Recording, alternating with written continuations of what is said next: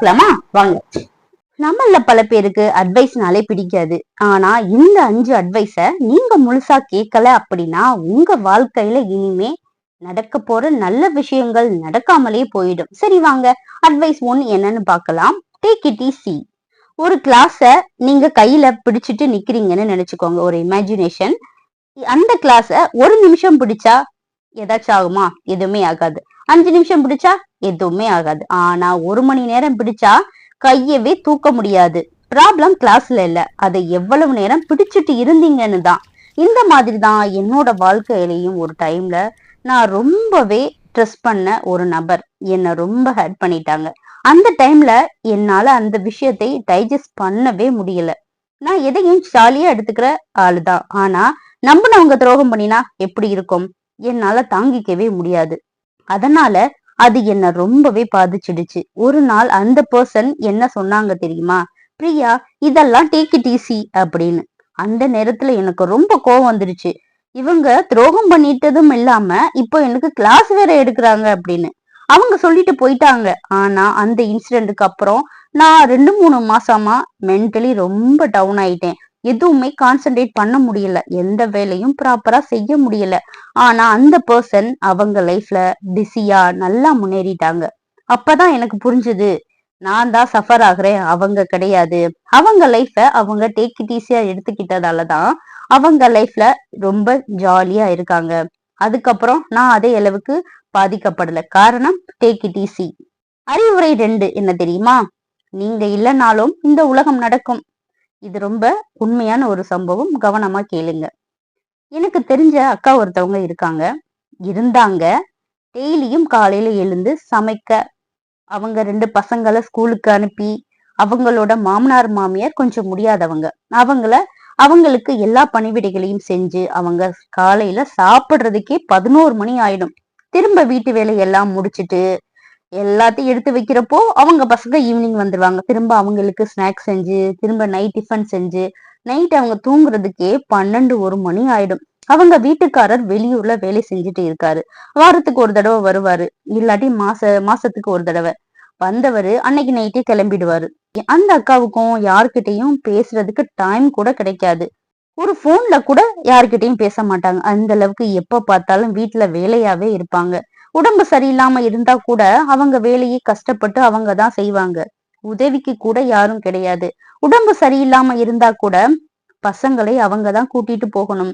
அவங்களுக்கு உடம்பு சரியில்லைனாலும் அவங்க தான் அவங்களை பார்த்துக்கணும். அவங்க வீட்டுக்காரர் வரமாட்டார். என்னங்க வாழ்க்கை இது? அவங்களுக்கு எந்த ஒரு பிரைவசியும் கிடையாது. அடிக்கடி உடம்பு சரியில்லைன்னு சொல்லிட்டு இருப்பாங்க. ஹாஸ்பிட்டல் போயிட்டு வந்துட்டு அவங்களோட வேலையை எல்லாம் அவங்க தான் பார்க்கணும். எந்த ரெஸ்டும் கிடையாது. ஒரு நாள் காலையில ரொம்ப நேரம் ஆகியும் அவங்க படுக்கையை விட்டு எந்திரிக்கவே இல்லை. அதுதான் அவங்களோட கடைசி நாள்.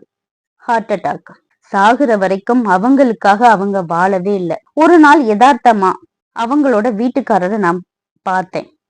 அக்கா இல்லாம பசங்க எல்லாத்தையும் சமாளிக்கிறீங்க? கொஞ்சம் கஷ்டமா இருக்கும் தானே அப்படின்னு கேட்டேன். இல்ல அப்படிலாம் இல்ல, ஹாஸ்டல்ல சேர்த்துட்டேன், சமையலுக்கு வீட்டு வேலைகள் செய்யறதுக்கு ஆள் வச்சுட்டேன், அம்மா அப்பாவை பார்த்துக்க நர்ஸ் ஒருத்தவங்க வராங்க, நான் டிரான்ஸ்பர் ஆகி பக்கத்திலேயே தான் வேலை செய்யறேன், பிரச்சனை ஒண்ணும் இல்ல, நார்மல் தான் அப்படின்னு சொல்றாரு. எனக்கு ரொம்பவே மனசு கஷ்டமா இருந்துச்சு. இத முன்னாடியே செஞ்சிருந்தா அவங்களுடைய ஹெல்த் நல்லா இருந்திருக்கும். அவங்க இன்னும் கொஞ்ச காலம் உயிரோட இருந்திருப்பாங்க. இப்போ அவங்களோட இடம் என்னாச்சு?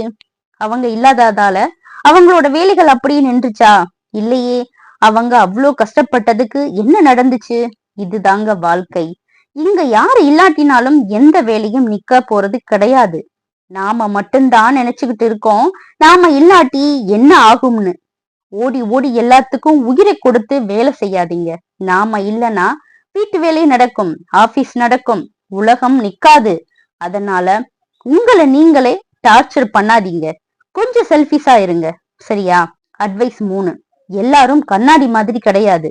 நம்மள நிறைய பேர் கண்ணாடி முன்னாடி நின்னு பார்த்தா நம்ம முகம் தெரியற மாதிரி சிலரை கண்ணாடியில இருக்கிற நம்மளோட பிம்பம்னு நினைச்சு ஏமாந்துடுறோம். நானும் அப்படித்தான். யாருக்காச்சும் ஒரு பிரச்சனைனா முதல்ல நான் தான் ஓடி போய் நிப்பேன். அது உறவா இருந்தாலும் சரி, யாரா இருந்தாலும் சரி. யாரும் இல்லாத சூழ்நிலையில நான் அவங்களுக்கு எல்லாமாவும் இருக்கணும்னு, எல்லா விதத்திலையும் ஆறுதலா இருக்கணும்னு என்னால என்ன முடியுமோ அதை முழுசா செய்யணும் அப்படின்னு நினைப்பேன். அவங்களோட பிரச்சனையை என்னோட பிரச்சனை மாதிரி நினைச்சுக்கிட்டு அவங்களுக்கு நிறைய ஆறுதல் சொல்லுவேன். ரிலேட்டிவ் ஒருத்தவங்களுக்கு டைவர்ஸ் வாங்குற அளவுக்கு இருந்த பிரச்சனையை நைட்டும் பகலும் பேசி அந்த பிரச்சனையை சரி பண்ணேன். அந்த குடும்பம் உடைஞ்சிடக்கூடாதுன்னு நைட்டு 12-1 மணிக்கெல்லாம் தூக்கத்தை விட்டுட்டு என் ஹஸ்பண்ட் பக்கத்துலதான் இருப்பாங்க. ஆனா பேசாதுன்னு சொன்னது இல்ல. நான் பேசினது ஒரு ஆண் கிட்ட. ஆனாலும் என் கணவர் அந்த பொண்ணோட வாழ்க்கையில ஏதோ நல்லது நடந்தா சரி அப்படின்னு எதுவுமே சொல்லல. எப்படியோ அந்த பிரச்சனையை சரி பண்ணி அவங்களுக்குள்ள இருந்த ஒரு பிரச்சனையை சரி பண்ணேன். கவலைப்படாத, நான் இருக்கேன், எல்லா விதத்திலும் உன் கூட நான் இருப்பேன் அப்படின்னு சப்போர்ட் எல்லாம் பண்ணினேன். ஆனா எனக்கு ஒரு பிரச்சனை, ஒரு கவலை அப்படிங்கிற ஒரு சூழ்நிலை வரும்போது அவங்க என்கிட்ட போன் பண்ணி கூட ஒரு ஆறுதல் வார்த்தை கூட சொல்லல. ஏன் என்னை கண்டுக்கவே இல்ல. என்னோட ஹஸ்பண்ட் ரொம்பவே வருத்தப்பட்டாங்க. ஏன்னா அந்த அளவுக்கு நான் அவங்க கிட்ட பேசி இருக்கேன், அவங்களுக்கு சப்போர்ட் பண்ணி இருக்கேன். மனுஷங்க எதுக்கு, உறவுகள் எதுக்கு, கஷ்டம் வரும்போது ஒருத்தருக்கு ஒருத்தர் ஆறுதல் கூட சொல்லலைன்னா எதுக்கு அந்த உறவு? நாம பண்ற ஒரு பெரிய மிஸ்டேக் என்ன தெரியுமா? யாருக்கு உதவி பண்றோம்னு தான்.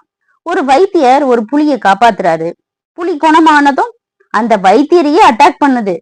காப்பாத்துறது வைத்தியரோட குணம், அட்டாக் பண்றது புலியோட குணம். எல்லாரும் நம்மள மாதிரி இருக்க மாட்டாங்க. அதனாலதான் எக்ஸ்பெக்டேஷனை வைக்காதீங்க, நம்பிக்கை வைங்க, ஆனா கண்மூடித்தனமா வைக்காதீங்க. அட்வைஸ் 4, யாரையும் பத்தி பேசாதீங்க. ஒரு ஆபீஸ்ல 2 ஃப்ரெண்ட்ஸ் இருந்தாங்க. ஒருத்தர் கோபத்துல ஃப்ரெண்ட பத்தி இன்னொருத்தர் கிட்ட திட்டாங்க.